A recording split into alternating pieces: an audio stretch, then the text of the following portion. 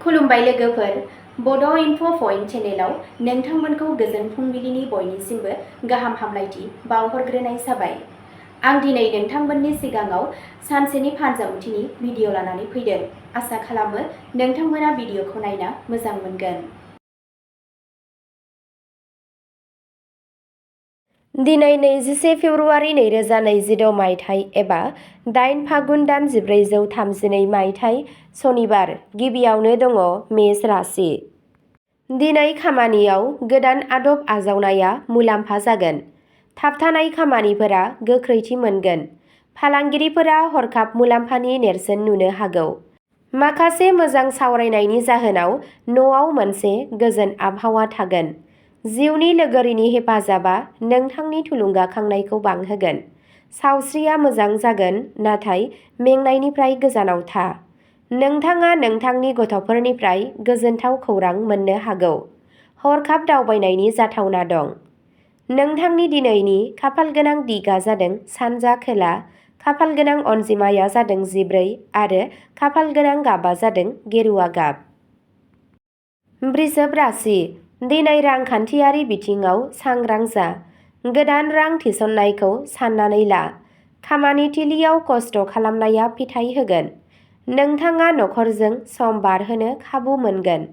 लोगोफोरनि हेफाजाब होनाया गोनांथार जागोन। सावस्रिया सरासनस्रा थागोन। फरायसाफोरा बादायलायनायाव जाफुंसार जानो हागौ। धैर्यजों खामानि माव। जाफुंसारनाया रोखा। नोंथांनि दिनैनि खाफालगोनां दिगा जादों सा-सोनाब, खाफालगोनां अनजिमाया जादों 18 आरो खाफालगोनां गाबा जादों रेजें गोथां गाब। मिथुन राशि। दिनै गावजों गाव फोथायनाया बांगोन। सोरजिलु खामानिफोराव जाफुंसार जागोन। नोंथाङा मोनसे गोदान मावथांखिनि सायाव खामानि मावनो जागायनो हायो। रांखान्थियारि थासारिया गोख्रों जागोन। मोजां मोनलायनायनि सोमोन्दोआव गोदै जागोन। दावबायनायनि थाखाय थासारिफोरा साबजाथाव। सावस्रिया मोजां थागोन। रोंगौथि गोनां सुबुंनि बोसोनआ मुलाम्फा गोनां जागोन। नोंथांनि दिनैनि खाफालगोनां दिगा जादों सोनाब खोला, खाफालगोनां अनजिमाया जादों 21 आरो खाफालगोनां गाबा जादों गलापि गाब। कर्क राशि। दिनै नखरारि बिबानफोरा बांनो हागौ। रांखान्थियारि बिथिङाव समानथि लाखि। खामानियाव गोदान बिबान मोनगोन। नोंथांनि जिउनि लोगोरिजों गोरोबलायनाय थागोन। धोरोमारि हाबाफोराव गोसो गुदुं जागोन। गावनि सावस्रिखौ जोथोन ला। हा एबा गारिजों सोमोन्दो गोनां मुलाम्फा जानो हागौ। नोंथांनि दिनैनि खाफालगोनां दिगा जादों सा-सानजा, खाफालगोनां अनजिमाया जादों 16 आरो खाफालगोनां गाबा जादों रुपा गाब। सिंह राशि। दिनै मान सन्माना बांगोन। दैदेननायनि गोहोआ सिगाङाव फैगोन। रांखान्थियारि मुलाम्फानि खाबुफोर मोनगोन। नखराव गोसो गुदुं जागोन। नोंथांनि मोजां मोनज्लायनायनि जिउआव गोदान गोहोआ हाबगोन। सावस्रिया मोजां जागोन। मोनसे गोजाम जेंनाया सुस्रांजानो हागौ। अहंकारनिफ्राय गोजानाव था। नोंथांनि दिनैनि खाफालगोनां दिगा जादों खोला, खाफालगोनां अनजिमाया जादों 19 आरो खाफालगोनां गाबा जादों मै गाब। कन्या राशि। दिनै बिथांखिफोरा जाफुंगोन। खामानि थिलियाव जौगागोन। रांखावरि मुलाम्फानि इसारा दं। नखराव गोजोनथाव फैगोन। मोनसे गुसुं दावबायनाया जाथावना। सावस्रिया मोजां जागोन। बे साना फरायसाफोरनि थाखाय गाहाम जायो। गावनि समखौ मोजाङै बाहाय। नोंथांनि दिनैनि खाफालगोनां दिगा जादों सोनाब, खाफालगोनां अनजिमाया जादों 24 आरो खाफालगोनां गाबा जादों पिच गाब। तुला राशि। दिनै समानथि आखुआ जाफुंसारगोन। बाहागोदारियाव मुलाम्फा जागोन। रांखान्थियारि बिथिंफोरा गोख्रों जागोन। मोजां मोनज्लायनायनि जिउआ गोजोनथाव जागोन। लोगोफोरा हेफाजाब होगोन। सावस्रिया सरासनस्रा थागोन। मोनसे गोदान खाबु सोरजिनो हागौ। गोसो होना थिरांथा ला। नोंथांनि दिनैनि खाफालगोनां दिगा जादों साहा, खाफालगोनां अनजिमाया जादों 17 आरो खाफालगोनां गाबा जादों अख्रां निला गाब। वृश्चिक राशि। दिनै खामानिफोरा गावजों गाव फोथायनानै मावफुंजागोन। रांखान्थियारि मुलाम्फा जानो हागौ। नखराव गोजोन थागोन।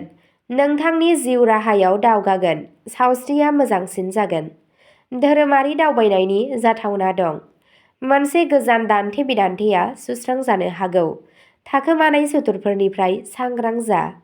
नोंथांनि दिनैनि खाफालगोनां दिगा जादों खोला-सोनाब, खाफालगोनां अनजिमाया जादों 22 आरो खाफालगोनां गाबआ जादों रोजा निला गाब। धनु राशि, दिनै नोंथाङा खाफालनि हेफाजाब मोनगोन। नोंथाङा मोनसे गोदान मावथांखि जागायनो हायो। रांखान्थियारि हालोदा जौगागोन। नखराव मोनसे गोजोनथाव आबहावा थागोन। दावबायनाया मुलाम्फा जागोन। सावस्रिया मोजां जागोन। फरायसाफोरा जाफुंसार जागोन। नोंथांनि फोरोंगिरिनिफ्राय बोर ला। नोंथांनि दिनैनि खाफालगोनां दिगा जादों सानजा, खाफालगोनां अनजिमाया जादों 27 आरो खाफालगोनां गाबआ जादों सना गोमो। मकर राशि, दिनै खस्थ'नि फिथाइ मोनगोन। नोंथाङा बैसोगोराफोरनिफ्राय हेफाजाब मोनगोन। रांखान्थियारि मुलाम्फा जानो हागौ। नखराव गोजोन थागोन। रां थिसननाया मुलाम्फा गोनां जागोन। सावस्रिया सरासनस्रा थागोन। नोंथाङा गोदान बिबानफोर मोननो हागौ। धैर्य लाखि। नोंथांनि दिनैनि खाफालगोनां दिगा जादों साहा, खाफालगोनां अनजिमाया जादों 26 आरो खाफालगोनां गाबआ जादों सिलर निला गाब। कुम्भ राशि, दिनै गोदान सोमोन्दो लाखिनाया मुलाम्फा जागोन। समाजारि मान-सन्माना बांगोन। रांखान्थियारि मुलाम्फा जानो हागौ। लोगोफोरा हेफाजाब होगोन। नोंथांनि मोजां मोनज्लायनाय जिउआव गोदै थागोन। सावस्रिया मोजांसिन जागोन। सोरजिलु खामानियाव जाफुंसार जागोन। धैर्यजों खामानि माव।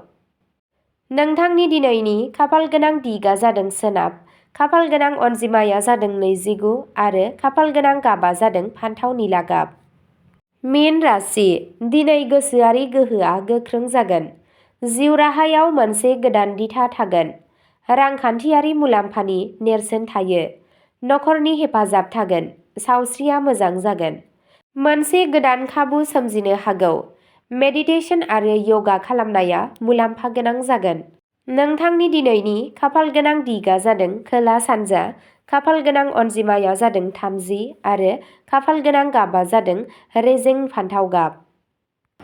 अब्ला दिनैनि राशि फरायथिनाय एबा फानजामुथि फरायथिनाया एसेनोसै। गोजोन्थों।